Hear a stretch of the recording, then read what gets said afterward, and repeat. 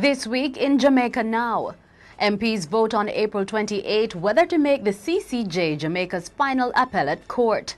Government chided for $300 million Tivoli enquiry bill. The Justice Minister tells why hearing will not be halted. Missing U.S. aircraft found in Jamaican waters, and Supreme Court elevator repaired after embarrassing incidents of lifting the disabled up the stairs. The details of these and other stories coming up after the break. There's a story behind my skin. My only makeup? True Match. Only True Match has L'Oreal's technology to match your skin's unique tone and undertone. 100% guaranteed. My skin, my story, my True Match. From L'Oreal. I'm Carleen Brown and this is Jamaica Now. Legislators in the House of Representatives are to vote on April 28 whether to make the Caribbean Court of Justice, CCJ, Jamaica's final court of appeal. Prime Minister Portia Simpson Miller last week closed debate on the 3 bills for Jamaica to move away from the United Kingdom-based Privy Council to the CCJ. In his contribution, opposition leader Andrew Holness argued, among other things, that there was no merit in the argument that moving away from the Privy Council would be a way in which Jamaica can assert its political independence. According to Mr. Holness, the government should instead focus on achieving economic independence if it is seeking respect internationally. It is through our economic independence that we will truly gain and be able to say that we are politically independent. You have to solve your economic problems here and now, so that when you stand up in the world, you can say Jamaica is a country that has conquered crime. We have high growth, we have good education. That is how you're going to be measured and respected as a politically independent country, when you don't have to look to other countries for loans and for aid. In responding to Holness, Prime Minister Simpson Miller said the opposition has been inconsistent over the years in its rejection of the CCJ. According to Simpson Miller, it was not until recently that the opposition began mooting the idea of a local final court. Let me say, Mr. Speaker, that any member of this Honourable House who is not prepared to record his or her positive vote in favour of these bills is not acting in the best interest of the people of Jamaica. Mr. Speaker, what these bills seek to do is to enable over 99% of the citizens of Jamaica to exercise a right that they have not been able to exercise for almost 200 years. The Justice Minister, Senator Mark Golding, is accusing the opposition of campaigning against the Tivoli enquiry because it does not want to tell the truth about the events of May 2010.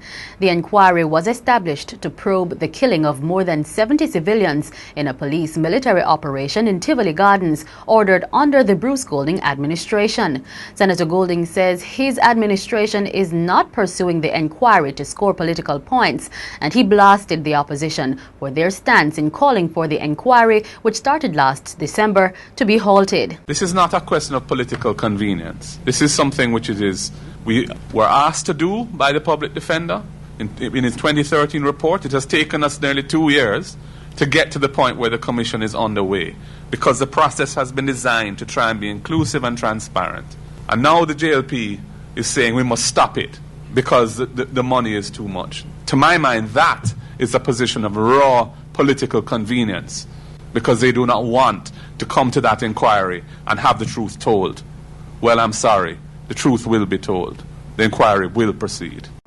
The JLP has called for the inquiry to be suspended and the money used to compensate Tivoli residents. Meanwhile, the Association of FinSacked Entrepreneurs has hit out against the government for spending more than $300 million to fund the Tivoli inquiry, while the report of the Financial Sector Adjustment Company FinSack Commission of Inquiry remains in limbo. Association President Yola Gray-Baker says the situation is shameful. The FinSack Commission, which was set up to inquire into the financial meltdown of the 1990s, ended its sittings in December 2011, but there has been no report because the government has refused to provide the $10 million needed to complete it. Mrs. Gray-Baker says many businesses and entrepreneurs suffered and continue to suffer as a result of the economic meltdown, and they too deserve answers. Now, I understand Mark Golden made a statement regarding the Tivoli enquiry said, we need to go through it because we have to learn from our mistakes. They made the same exact statement with the FinTech. They said we have to know what went wrong so we don't repeat the mistakes. So do they really want to know what went wrong? They already know what went wrong, but they don't want the public to know who was involved and what went wrong. In another week, legislators will begin to debate the proposed changes to the Dangerous Drugs Act to decriminalize the possession of small quantities of marijuana. The changes, if approved, will allow for the use of ganja for religious, medicinal, scientific and therapeutic purposes.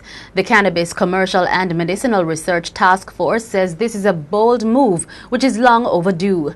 And one of the prominent leaders of the Rastafarian movement in Jamaica, Horace Matthews, says plans to decriminalize ganja are a great relief and a step in the right direction. Matthews says the movement has always maintained that members of the Rastafarian communities should be free to exercise their freedom of religion. The children of the American couple whose aircraft crashed off the coast of Jamaica 4 months ago say they hope the discovery of the wreckage will provide them with answers about exactly what happened that day. U.S. citizens Larry and Jane Glazer were the sole passengers on the plane. The plane was heading from Rochester, New York to Naples, Florida when the pilot stopped responding to aviation authorities. The Jamaica Civil Aviation Authority and the Maritime Authority of Jamaica last week reported that debris from the aircraft, along with human remains, were recovered during a recent search mission. They have been shipped to the U.S. for further investigations. The state agency responsible for management of Jamaica's court system says it will step up its monitoring and repair program as it seeks to ensure that persons who use the courts can do so without restrictions. There was public outcry last week following news that an elderly woman had to be lifted up 3 flights of stairs to attend court because the elevators at the Supreme Court were not functioning. The elevators had been out of operation since last year, December. The Court Management Services says one of the 2 elevators has since been fixed. And that's it for this edition of Jamaica Now, your weekly review of the big news stories. Send us your comments at onlinefeedback@gleanerjm.com. You may tune into Power 106 FM for regular updates. Follow us on Twitter at Jamaica Gleaner and on Facebook at Gleaner Jamaica. I'm Carleen Brown, and as we go, we bring highlights from the broadside by opposition leader Andrew Holness against the government on the West Kingston Commission of Inquiry.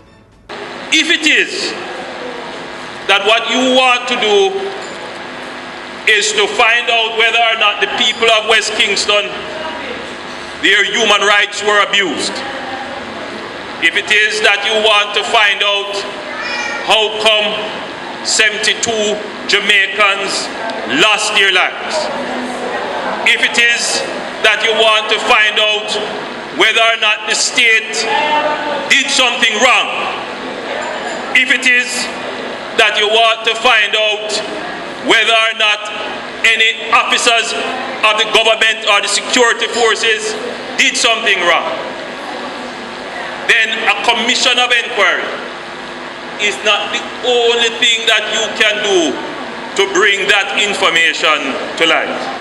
What we really needed to have done was to go ahead with the coroner's inquest, because we really need to find out which gun killed which person and who pulled the trigger. What we really should have done was to establish a Truth and Reconciliation Commission. And let me tell you why I said that. After the people of West Kingston come and they give their testimony, then you're going to get the army and the police come and they're going to give their version. And what you're going to end up happening, what you're going to end up seeing is 2 perspectives, each painting the other in a bad light. Government must set priorities. Government must set priorities. And it is clear to me that this government is not setting the right priorities. When you look at what is happening in the health sector. There is no way that public funds should be spent on a commission of inquiry when our public health sector is falling apart.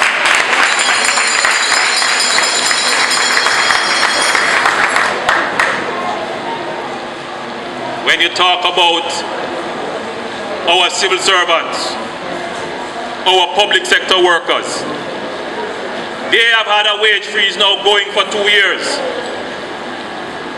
And what the government is planning to do is to make a small offer to them, a 2% or a 3%. That don't make sense when inflation is running close to 8-9%. That don't make sense when the dollar has devalued by more than 25%. That don't make sense. But yet, the government feels it is a priority to take up money to spend on a commission of inquiry.